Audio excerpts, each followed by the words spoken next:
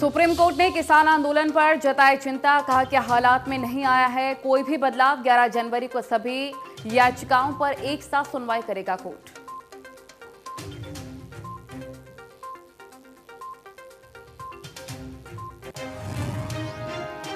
सरकार के साथ नवे दौर की बातचीत से पहले किसान संगठनों का कड़ा रुख। कल दिल्ली के चारों तरफ ट्रैक्टर मार्च निकालेंगे किसान। कृषि कानूनों के खिलाफ 42 दिनों से जारी है धरना।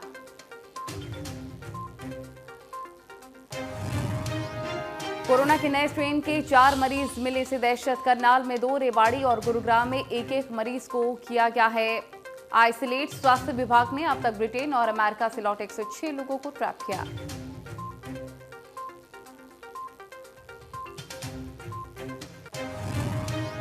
कोरोना महामारी के बीच हरियाणा समेत 7 राज्यों में बढ़ा बर्ड फ्लू का खतरा। केंद्र सरकार ने बनाया है कंट्रोल रूम। 12 हॉटस्पॉट के नाम भी किए गए हैं जारी। हरियाणा में 4 लाख मुर्गियों की मौत से हड़कंप।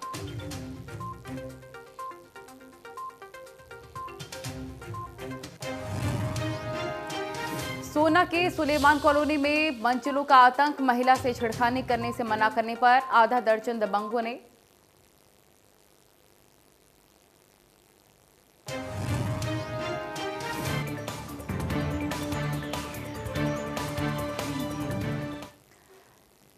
नमस्कार, इंडिया न्यूज हरियाणा देख रहे हैं आप। मैं हूं आपके साथ नलिनी पांडे और वक्त हो गया है फटाफट 100 का।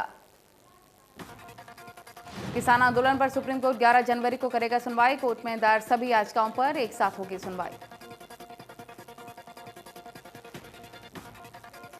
सुप्रीम कोर्ट ने एक और नई याचिका को मामले के साथ जोड़ दिया है। इसमें 1954 के संविधान संशोधन को चुनौती दी गई है। इस संशोधन के तहत कृषि उत्पाद बिक्री से जुड़ा विषय समर्पणती सूची में डाला गया था।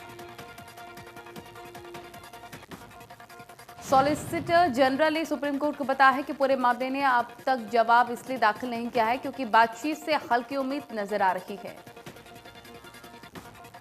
वहीं सुनवाई के दौरान चीफ जस्टिस ने कहा है कि इतने दिनों में कोई भी तरक्की नहीं हुई है, फिर भी अगर 11 जनवरी को हमें बताया गया कि बातचीत सही दिशा में चल रही है तो हम सुनवाई टाल सकते हैं।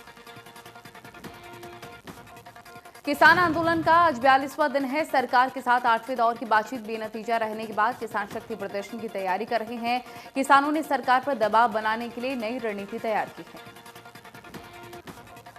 किसान संगठनों ने 8 जनवरी को किसानों की सरकार के साथ 9वें दौर की बातचीत से पहले बड़ा प्रदर्शन करने की घोषणा की। 7 जनवरी को किसान केएमपी पर ट्रैक्टर मार्च करेंगे तो वहीं 20 जनवरी तक देशव्यापी जन जागरण अभियान चलाया जाएगा।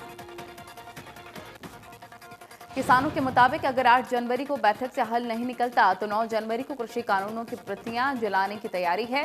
साथ ही 9 जनवरी से ही हरियाणा में किसान संगठन घर घर जाकर लोगों से संपर्क शुरू करेंगे। किसान जहां 13 जनवरी को लोहड़ी बनाने का भी ऐलान कर चुके हैं तो वहीं 23 जनवरी को किसान आजाद दिवस के तौर पर मनाया जाएगा। 26 जनवरी के दिन दिल्ली में ट्रैक्टर परेड की चेतावनी दी गई है। किसानों के आंदोलन को लेकर शिवसेना ने मोदी सरकार पर निशाना साधा। शिवसेना ने अपने मुखपत्र सामना में लिखा कि कृषि कानून को रद्द करवाने को लेकर किसान डटे हुए हैं, लेकिन सरकार की इंसानियत नजर नहीं आती। सामना में आगे लिखा गया है कि दिल्ली की सीमा पर अब तक 50 किसानों ने अपनी जान गंवा दी। सरकार की नजर में इन किसानों के बलिदान की कोई कीमत नहीं।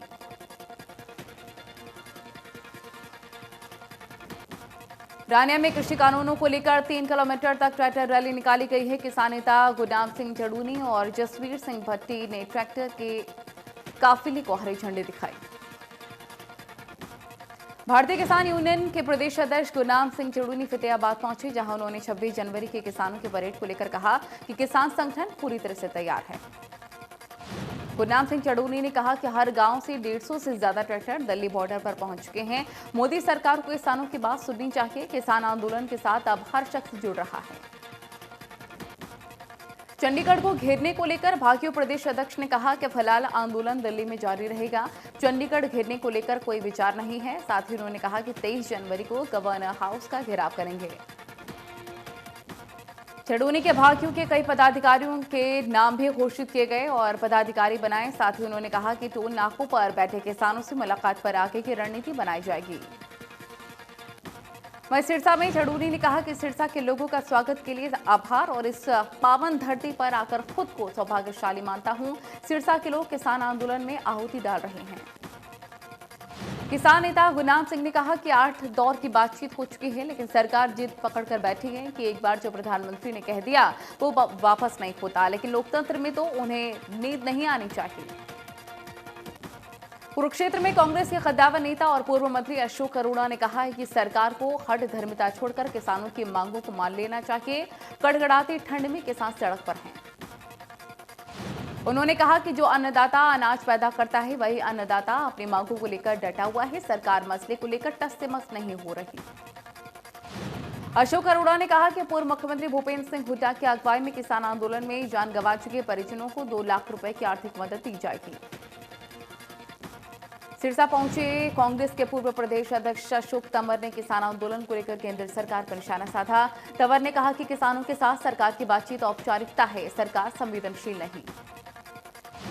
तंवर ने कहा कि सरकार पूंजीपतियों के दबाव में कानून वापस नहीं ले रही है। उन्होंने केंद्र सरकार से अपील की है कि किसानों के लिए संजीदगी दिखाते हुए 26 जनवरी से पहले हल निकाला जाए।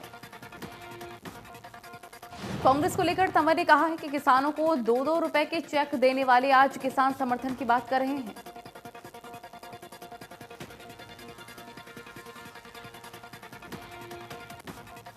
कुरुक्षेत्र थाने स्तर के विधायक सुभाष सुधा ने कहा है कि कुरुक्षेत्र को नए बाईपास परियोजना की सौगात की सरकार जल्दी ही देगी। सांसद के साथ मिलकर परियोजना को जल्द ही अमली जामा पहनाने के लिए सांसद नायब सिंह सैनी केंद्रीय मंत्री गडकरी के साथ मुलाकात करेंगे।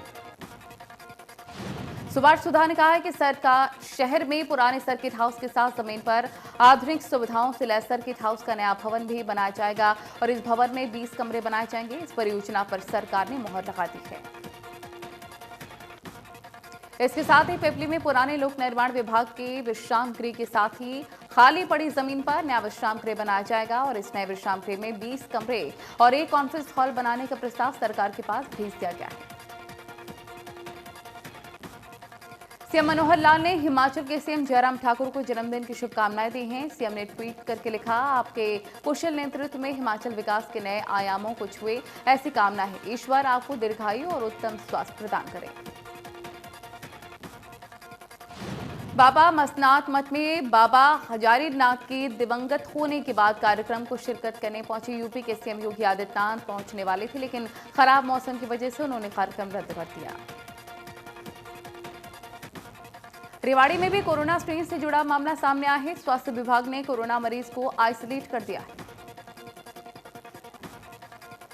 गुरुग्राम में 7 जनवरी से वैक्सीनेशन का काम शुरू हो जाएगा और इस ड्राई रन की तैयारियों को लेकर सीएमओ वीरेंद्र यादव ने सभी 6 जगहों पर जाकर जायजा लिया। कैथल में कोविड-19 टीकाकरण ड्राई रन की सभी तैयारियां पूरी हो गई हैं। 7 जनवरी को 6 जगहों पर ड्राई रन होगा। कोविड वैक्सीन को रखने के लिए 28 जगहों को निर्धारित किया गया है। गुरुग्राम में जहां प्रदेश में सबसे ज्यादा कोरोना के मामले सामने आए हैं, लेकिन अब स्वास्थ्य विभाग की ओर से लोगों को कोरोना वैक्सीन देने की तैयारी पूरी कर ली गई है। अभी वैक्सीन नहीं आई है, लेकिन व्यवस्थाएं पूरी हैं। हरियाणा में पंचकुला के बाद गुरुग्राम में ड्राई रन किया जाएगा। वैक्सीन के भंडारण, उसके ढुलाई का इंतजाम, वैक्सीनेशन स्थल पर भीड़ प्रबंधन, सोशल डिस्टेंस, कोविड पोर्टल पर संबंधित डेटा अपलोड करना, टीका लगाने के बाद किसी की हालत बिगड़ने पर इंतजाम को परखा जाएगा। गुरुग्राम सीएमओ वीरेंद्र यादव की माने तो ड्राई रन की प्रक्रिया 7 जनवरी को सुबह 7 से 9 बजे के बीच किए जाने की प्लानिंग है। जिले में चिन्हित किए गए वैक्सीनेशन पॉइंट में से किन्हीं 3 जगहों पर 25-25 स्वास्थ्य कर्मियों को बुलाया जाएगा। गोलाचिका में किसानों ने जेजेपी और बीजेपी नेताओं का विरोध करना शुरू कर दिया है। ग्रामीण क्षेत्रों के कई गांवों में बीजेपी जेजेपी नेताओं के घुसने पर लगाई रोक। ग्रामीणों ने अपने अपने गांवों में बोर्ड लगाकर नेताओं का विरोध किया है, तो वहीं किसान यूनियन ने हलके के सभी गांवों में बोर्ड लगाने का ऐलान भी कर रखा है। भिवानी हरियाणा विद्यालय शिक्षा बोर्ड द्वारा आयोजित की गई डीएलएड के सत्र 2019 के प्रथम वर्ष और सत्र 2018 के द्वितीय वर्ष का परीक्षा परिणाम घोषित किया गया है। परीक्षा परिणाम बोर्ड की वेबसाइट पर अपलोड कर दिया गया है। सत्र 2019 के प्रथम वर्ष का परीक्षा परिणाम 40.64% रहा, तो वहीं सत्र 2018 के द्वितीय वर्ष का परीक्षा परिणाम 65.49% रहा। हरियाणा शिक्षा बोर्ड ने 10वीं 12वीं के कंपार्टमेंट परीक्षा नहीं देने वाले स्टूडेंट को एक और मौका दिया है। 19 जनवरी को 10वीं 12वीं कंपार्टमेंट की परीक्षा फिर से होगी। 12 जनवरी को एडमिट कार्ड जारी किए जाएंगे। झज्जर में आयुष्मान भारत योजना के तहत जिले में 71,362 लाभार्थी अपना आयुष्मान का कार्ड बनवा चुके हैं, जो कुल लाभार्थियों का 39.94% है। आयुष्मान कार्ड बनाने के लिए प्रदेश स्तर पर जिले ने बेहतर काम किया है। जिला civil surgeon doctor Sanjay Dahiya ने बताया है कि लाभार्थियों को योजना का अधिक से अधिक लाभ देने के लिए स्वास्थ्य विभाग की टीम आयुष्मान योजना के लाभार्थियों के कार्ड बनाने में जुटी हुई है। उन्होंने जिले के लोगों से अपील की है कि वो अपना आयुष्मान कार्ड जरूर बनवाएं। आयुष्मान कार्ड बनाने से लोगों को जरूरत पड़ने पर 5 लाख रुपए तक का निःशुल्क इलाज मिल पाएगा। सिविल सर्जन के अनुसार लाभार्थी देश भर में कहीं भी आयुष्मान भारत योजना के अंतर्गत प्राइवेट और सरकारी अस्पतालों में अपना उपचार करवा सकते हैं। अब तक झज्जर में 8,369 लाभार्थियों ने आयुष्मान योजना का लाभ उठाया है। उन्होंने ये भी बताया कि लाभार्थियों को योजना का लाभ देने के लिए आयुष्मान मित्र भी नियुक्त किए गए हैं। हरियाणा के सबसे पिछड़ा जिला नूंह में प्रधानमंत्री उज्ज्वला योजना में तकरीबन 1,60,000 लोगों को चिन्हित किया गया है, जिसमें 1,57,000 लोगों को उज्ज्वला योजना का लाभ पहुंचा दिया गया है। 2011 की जनगणना के अनुसार अधिकतर लोगों को लाभ मिल चुका है। डीसी धीरेन्द्र खटकड़ा ने कहा है कि समय समय पर गैस एजेंसी की बैठक ली जाती है। जन जन तक योजना के बारे में लोगों को बताया जा रहा है। उन्होंने कहा कि जो लोग अभी भी इस योजना का लाभ नहीं उठा पाए हैं, उनके लिए टारगेटेड कैंप लगाए जा रहे हैं। योजना का लाभ उठाने वाले धन्नी देवी ने कहा कि लकड़ी के धुएं से महिलाओं के स्वास्थ्य पर बुरा असर पड़ता था, जिससे अब छुटकारा मिल चुका है। सिरसा के बस अड्डा परिसर में रोडवेज कर्मचारियों ने वर्कशॉप के गेट के सामने धरना दिया है। इस दौरान उन्होंने जीएम और ठेकेदार के खिलाफ नारेबाजी की। प्रदर्शनकारी कर्मचारियों का आरोप है कि 1 महीने पहले नए ठेकेदार ने नियमों को दरकिनार कर नौकरियों पर रखा था, लेकिन ठेकेदार और जीएम ने मिलीभगत करके कर्मचारियों से नौकरी के नाम पर रिश्वत भी ली और अब नौकरी से हटा दिया है। ठेका कर्मचारियों ने वापस नौकरी पर रखने और दी गई रिश्वत वापस लौटाने की मांग जीएम से की है, लेकिन जीएम से भरोसा मिलने के बावजूद अब तक कोई कार्रवाई नहीं हो पाई।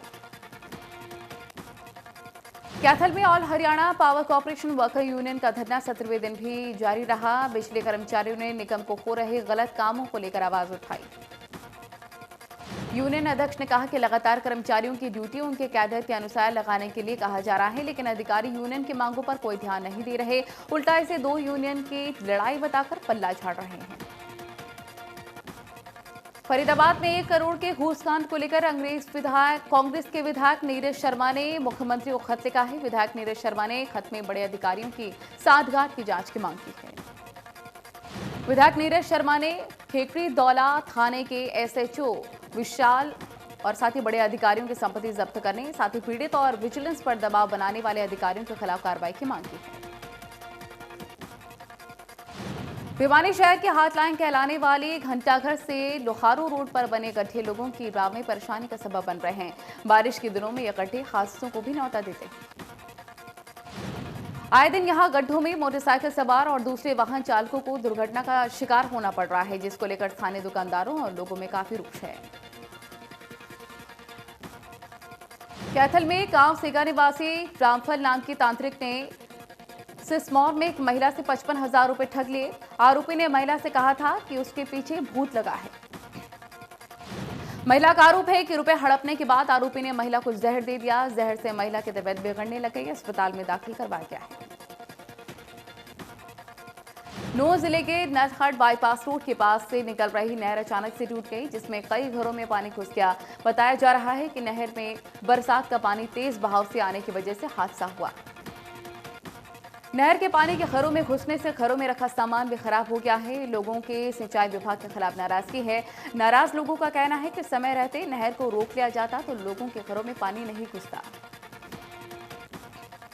मामले की जानकारी मिलने के बाद नहरी विभाग के एसडीओ मौके पर पहुंचे। एसडीओ ने आश्वासन देते हुए कहा कि जल्द ही विभाग की तरफ से टूटी हुई नहर का निर्माण कराया जाएगा। बल्लभगढ़ के सोना मार्ग पर घंटों लंबा जाम लगा रहा। सड़क टूटी हुई होने के चलते जाम लगा, जिससे लोगों को काफी दिक्कतें हुई, जहां पुलिसकर्मी पानी में खड़े होकर गाड़ियों को निकालते हुए नजर आए।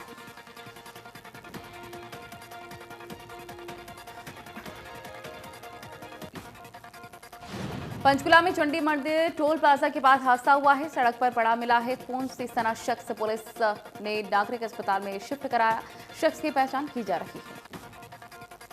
बताया जा रहा है कि शख्स के सिर से बहुत ज्यादा खून बह चुका है। शख्स के नेपाल का होने की संभावना व्यक्त की जा रही है। पुलिस हादसे को लेकर भी पड़ताल कर रही है। पंचकुला के सेक्टर 16 की इंदिरा कॉलोनी में देर रात दो पक्षों में जमकर झगड़ा हो गया। मौके पर पहुंची पुलिस मामले की जांच में जुट गई। पहले भी दोनों पक्षों के झगड़े में 2 लोगों की मौत हो चुकी है। निकिता हत्याकांड मामले में रेहान नाम के आरोपी की जमानत याचिका रद्द हो गई है। अतिरिक्त सत्र न्यायाधीश सरताज बासवाना के फास्ट ट्रैक कोर्ट ने जमानत याचिका पर फैसला सुनाया। अब 11 जनवरी को होगी अगली सुनवाई। सोना के सुलेमान कॉलोनी में एक मजदूर महिला के साथ बदमाशों ने अश्लील हरकतें की हैं। मामले में रोक टोक को लेकर बीच में आए महिला के पति की दबंगों ने पिटाई कर डाली। महिला का आरोप है कि उसके पति देवर और जीजा को लाठी डंडों से पीटकर घायल कर दिया गया। बदमाशों ने महिला को जान से मारने की धमकी दी। महिला ने पुलिस से जब मामले की शिकायत की तो आरोप है कि पुलिस ने भी कार्रवाई करने में तत्परता नहीं दिखाई। मामले में पुलिस का साथ न मिलने के बाद अब मजदूर परिवार ने प्रशासन से इंसाफ की गुहार लगाई है।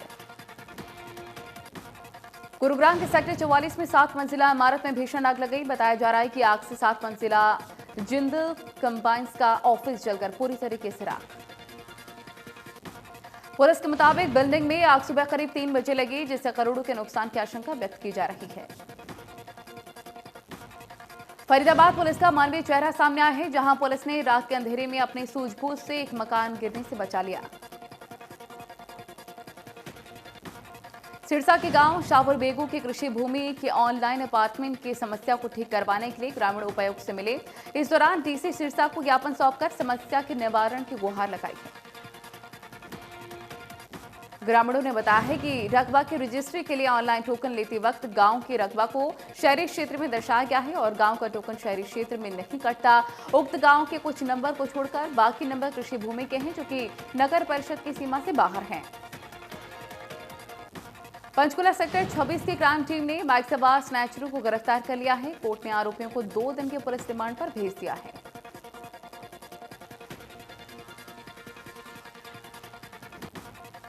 महेंद्रगढ़ जिले में हो रही बारिश से किसानों के चेहरे पर खुशी की लहरें। लगातार 2 दिन से छाए बादल ने किसानों की चिंताएं बढ़ा रखी थी, लेकिन बारिश के बाद किसानों को सर्दी कम होने की भी उम्मीद है। लगातार पड़ रही सर्दी के पाले पड़ने की संभावना है। पाले की वजह से फसलों को खतरा भी बना हुआ है। किसानों का मानना है कि ये बारिश फसलों में संजीवनी का काम करेगी। महेंद्रगढ़ जिला डाकसोर होने की वजह से यहां होने वाली फसलें बारिश के मौसम पर ही निर्भर होती हैं। बारिश से जिले में सरसों, गेहूं और चने की फसलों में फायदा होगा। करनाल में कोरोना के नए स्ट्रेन का मामला सामने आया है। ब्रिटेन से आया शख्स कोरोना संक्रमित मिला है, जिससे सैंपल लेकर दिल्ली भेजे हैं। टेस्ट के बाद मरीज में नए स्ट्रेन की पुष्टि हुई। प्रशासन शख्स के परिवार के दोबारा सैंपल ले चुका है। वहीं कोरोना मरीज को कोविड सेंटर जाट धर्मशाला में रखा गया है। स्वास्थ्य विभाग विदेश से आने वाले 106 लोगों को ट्रेस कर चुका है। हरियाणा में 259 नए संक्रमित केस, 300 मरीज रिकवर। 24 घंटे में 4 मरीजों की मौत हो गई। कुल केसेस 2,63,000 के पार। राजस्थान में 397 नए संक्रमित केस, 751 मरीज रिकवर। 24 घंटे में 5 मरीजों की मौत। उत्तर प्रदेश में 729 नए संक्रमित केस, 928 मरीज रिकवर। 24 घंटे में 20 की मौत। राजधानी दिल्ली में 442 नए संक्रमित केस, 557 मरीज रिकवर। 24 घंटे में 12 की मौत। महाराष्ट्र में 3,160 नए संक्रमित केस, 2,828 मरीज रिकवर। 24 घंटे में 64 की मौत। देश में 17,909 नए संक्रमित केस, 21,161 मरीज रिकवर। 24 घंटे में 265 की मौत। अमेरिका में 2,15,78,000 से ज्यादा कोरोना केस, 3,65,620 कोरोना मरीजों की मौत। दुनिया में 8,68,32,000 से ज्यादा कोरोना के केस, 18,75,451 कोरोना मरीजों की मौत। उत्तराखंड के पूर्व सीएम और कांग्रेस महासचिव हरीश रावत ने पीएम मोदी से सोनिया गांधी और मायावती को भारत रत्न देने की मांग की है। हरीश रावत ने लिखा है कि सोनिया गांधी और मायावती का प्रखर राजनीतिक व्यक्तित्व है, आप इनकी राजनीति से सहमत या असहमत हो सकते हैं। हरीश रावत ने आगे लिखा है कि इस तथ्य से इनकार नहीं कर सकते कि सोनिया गांधी ने भारतीय महिला की गरिमा और सामाजिक समर्पण के साथ ही जनसेवा के मापदंडों को गरिमा दी है। रावत ने कहा है कि मायावती ने शोषितों में विश्वास जाहिर किया है। प्रधानमंत्री नरेंद्र मोदी की अगुवाई में केंद्रीय कैबिनेट की मीटिंग हुई। मीटिंग में जम्मू कश्मीर के लिए एक बड़े आर्थिक पैकेज को मंजूरी मिलने की संभावना है। जम्मू कश्मीर अभी केंद्र शासित प्रदेश है और लगातार केंद्र की कोशिश है कि इस इलाके में निवेश को बढ़ावा मिले ताकि बाहर से उद्योग आकर यहां पर लग सके और स्थानीय इलाकों में रोजगार पैदा हो। सूत्रों की माने तो केंद्र सरकार जम्मू कश्मीर के लिए 28,000 करोड़ रुपए के इंडस्ट्रियल पैकेज को मंजूरी दे सकती है। इससे पहले भी हाल ही में पिछले कैबिनेट बैठकों में एमएसपी को मंजूरी, स्पेशल पैकेज का ऐलान किया जा चुका है। देश में पेट्रोल डीजल की कीमत में करीब 29 दिन तक शांति रहने के बाद एक बार फिर से भारी बढ़ोतरी देखने को मिली। राजधानी दिल्ली में पेट्रोल 26 पैसे प्रति लीटर बढ़कर 83.97 रुपए हो गया है। डीजल में 25 पैसे महंगाई देखने को मिली। देश के अन्य प्रमुख शहरों में भी पेट्रोल और डीजल की कीमतों में उछाल देखने को मिला। मुंबई में पेट्रोल 90.6 रुपए लीटर, डीजल 80.78 रुपए लीटर पहुंचा है। नोएडा में पेट्रोल 63.8 रुपए लीटर और डीजल 74 रुपए 5 लीटर। लखनऊ में पेट्रोल 83.8 रुपए और डीजल 74.47 रुपए लीटर हुआ है। नोएडा और ग्रेटर नोएडा वेस्ट को जेवर में बन रहे इंटरनेशनल एयरपोर्ट से सीधा जोड़ा जाएगा और इसके लिए एक नया एक्सप्रेसवे बनाया जाएगा। जेवर में बन रही नोएडा इंटरनेशनल एयरपोर्ट के कार्गो टर्मिनल तक सामान पहुंचाने के लिए एक अलग एक्सप्रेसवे का निर्माण भी किया जाएगा। 130 मीटर चौड़ा एक्सप्रेसवे बनाया जाएगा। इस सड़क को नोएडा और ग्रेटर नोएडा के बीच 130 मीटर एक्सप्रेसवे से जोड़ा जाएगा।